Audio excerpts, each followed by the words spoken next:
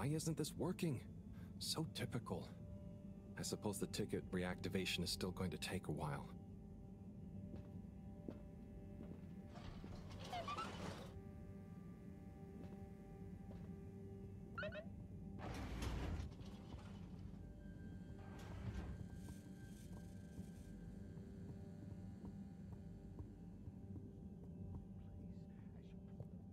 All over your crunchy herring pops.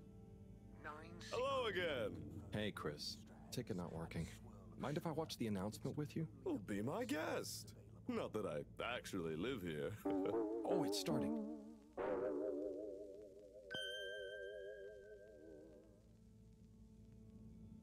We chose the stars, not instead of the Earth, but because of it.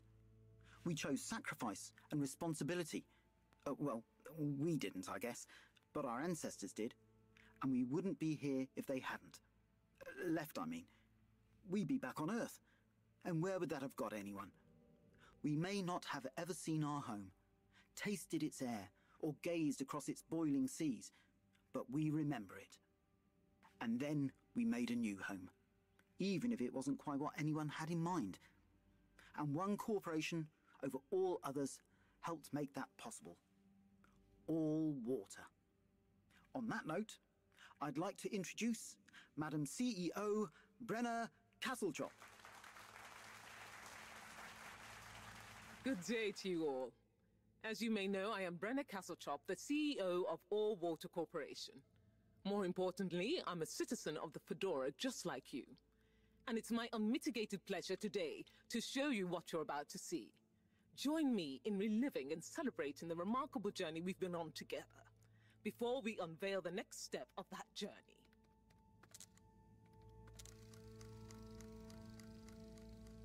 It may have started with one man, but it took the hearts and minds of many more to make the dream a reality. That dream began at the height of the Cold War, when the world was on the very brink of annihilation. He conceived of an ark-like spacefaring ship, financed by the wealthiest countries, families, and private institutions such as the Schlippmeier Foundation, as a gesture of global care for the human race. That ship journeyed for 200 years, was home to 5 generations, and sailed past many solar systems, making fascinating discoveries along the way, like the bacteria that are now responsible for our energy supply, or the mineral samples we took from planets along the way that allow us to build new materials. We had difficulties to deal with too, such as surprise asteroid fields, periods of hopelessness, and the unpleasant albeit brief alien infestation. And of course, 120 years after launch, our last message from our beloved Earth in its final moments. After 200 years, we finally arrived at our destination, only to find that the promising, watery planet contained no habitable landmass and dense, toxic gases in the atmosphere. Hardly the second Earth we had hoped for. It wasn't long into our new search that the solar winds came. Maybe our ancestors couldn't have possibly known, or maybe they could, that they would cause our ship to crash, just like Icarus, but with worse luck. Either way, we can be thankful for a soft landing and good waterproofing. Wasn't that a wild ride, huh? We've achieved so much aboard the Fedora, but we've never stopped thinking big. We had the idea to make sure we weren't missing out on anything going on outside. We're in a whole new galaxy, so we should be listening to see what the local news is. So we hatched a new plan. A state-of-the-art, deep space radio buoy capable of keeping itself afloat and slowly circumnavigating our watery new home while scanning for signals and interesting cosmic gossip. And, wait for it, yes, we're delighted to announce it's floating to the surface right now. That's right, the buoy will be in position in another few hours. Big congratulations and thanks to All Water for making this possible. I'm excited to see what we pick up. That was some announcement, huh? Sure. Makes for some nice gossip. But I think they should fix the tube system or upgrade the TVs, eh? Before this fancy boy drama, eh? Yeah, that'd be nice. What if there really is nothing else out there? Exactamundo. We should be focusing on inner space before outer, huh? Yeah, man. Speaking of inner space, I hope the tickets are working again tomorrow. Que claro. At least I brought some homework to mark. Those bambinos will forget everything at this rate. And you've got your trusty couch. Yep. We've gotten to know each other well. Okay. I'm gonna get some sleep. Buona notte, Chris. Buona notte, Harold.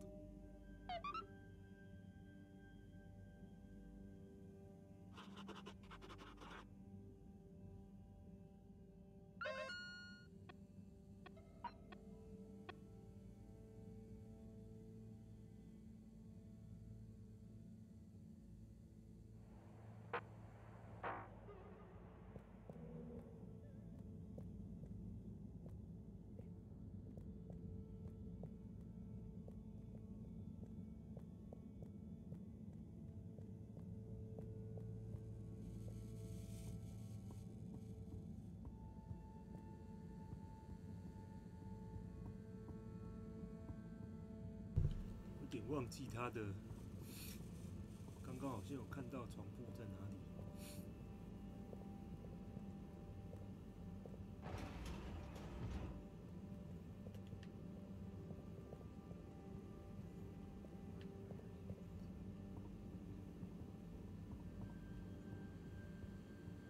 Good evening, everyone. Please remember, the all-water tube system will shortly be closing for the night. Get snug. Not stranded.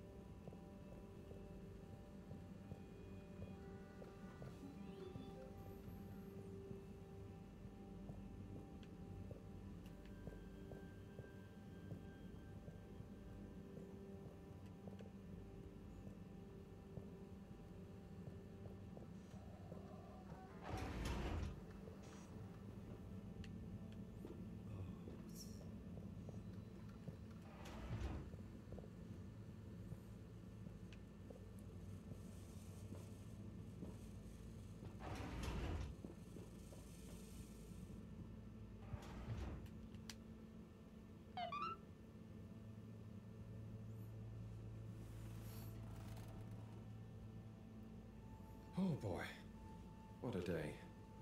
Here's hoping tomorrow's a bit more relaxed. I could do with a day off. All this running back and forth for people is tiring, man. But, Agent Harrelson, that's what they pay you for. Don't let us down now.18251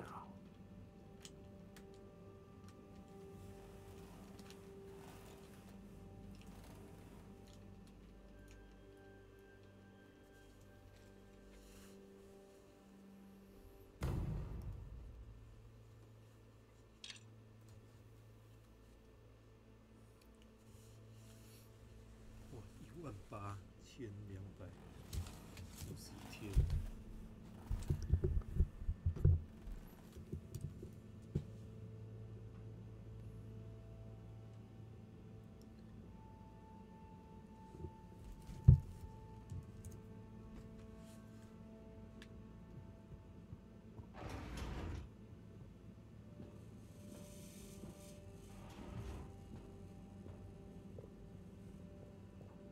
Morning, Harold. Hello, Professor.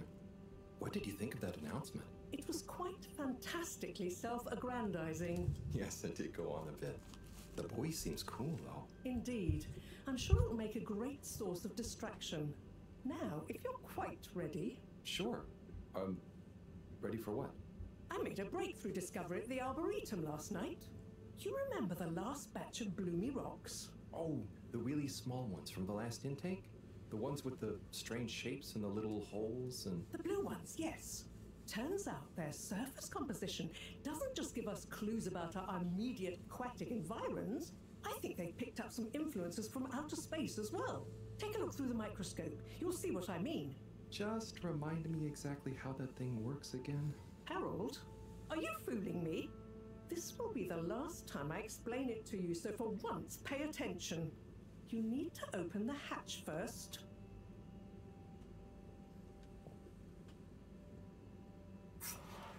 Now, activate the switch next to the board to open the sample shelf.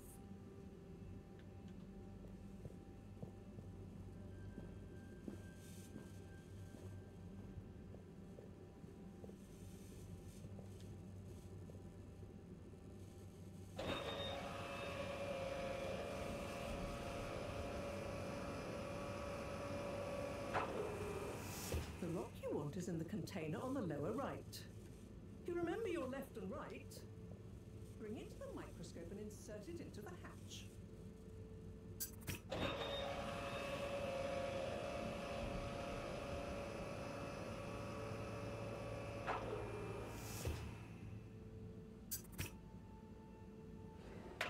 Et voila! Check the microscope and finally you'll see what I mean. The one you're looking at now seems to have picked up radiation from our nearest sun. There's a particular mark for each time there's been a solar flare. I can only see one mark? That's the problem. There isn't enough of a recording on this one. I dated it to roughly 40 BC. So we need an older one. For... Exactly. Older ones, ideally. Although I doubt we'll have much luck catching more of them by chance. Oh, yes. We have to figure out when there's going to be a gap between flares. Flares cause the solar winds. A gap between solar storms is our only window for leaving this place. I need you to look into this, Harold. If anyone on board has an older rock, we need it procured. Yes? But if we're not going to be able to catch one, where am I supposed to start looking? You could start at Tommy's store. You and I both know that guy somehow gets hold of whatever those filter stations spit out, and then sells them at an outrageous markup. Good evening, Jean. Nice to see you, Bridget. Is the sample in the microscope? I'm really curious to inspect it. Yes, you definitely should.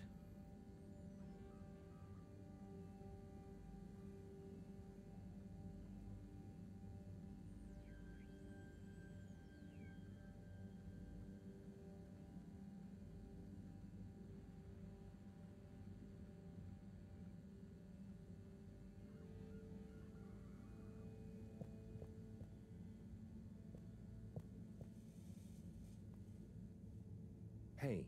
Hey, you're the professor's assistant, Jeremy, right? Yes, but no. I'm Harold Halibut. I interned in your section for about a year. Oh, goodness, you're a microwave boy. So, you do remember me. Yes, how could I forget that debacle? Actually, I've just met with your professor. Is everything okay? Not entirely, but I probably shouldn't be telling you. Okay, But I suppose if Moreau trusts you... I'm a bit worried about our ship's energy reserves. I thought I'd talk to your boss about it. She's the smartest person on board, isn't she?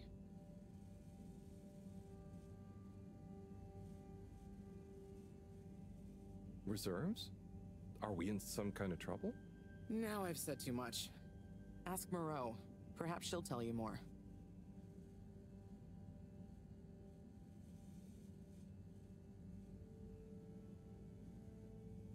Did you guys talk about the bloomy rocks at all? Moreau said I should maybe check with your husband. As a matter of fact, we did. As for my husband, you'll have to ask him, which is more than I've been able to do the past few days. Knowing that infuriating rock collection, I'm sure he'll find you something. He's a sweetheart, really, you know? Go ask him. See you later. Bye, Richard.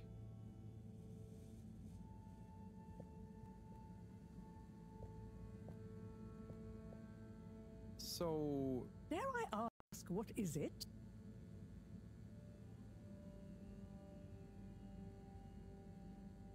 So, Bridget told me about some kind of energy shortage and to ask you about it. Any idea what she meant? Yes, she mentioned she may have found a link between something in the water and our solar wind problem. It's speculative, and now isn't the time. That all?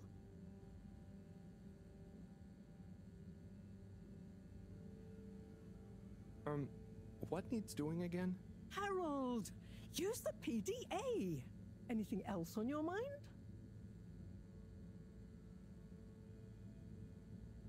Oh, no, it's okay. I'll be off. Be good, Harold.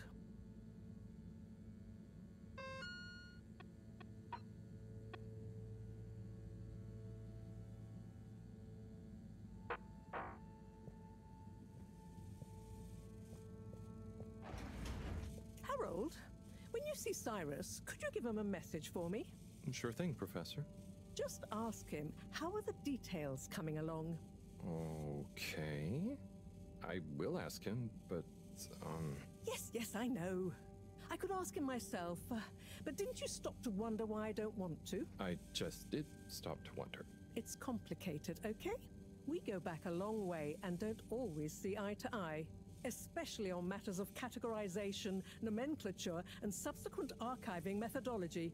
Not that he ever saw fit to delineate his preferred... Don't mind me, Harold. I just mean, Cyrus has his stubborn phases, and I just can't talk to him when he's in one. Okay, say no more. Your message is safe with me. Actually, Harold...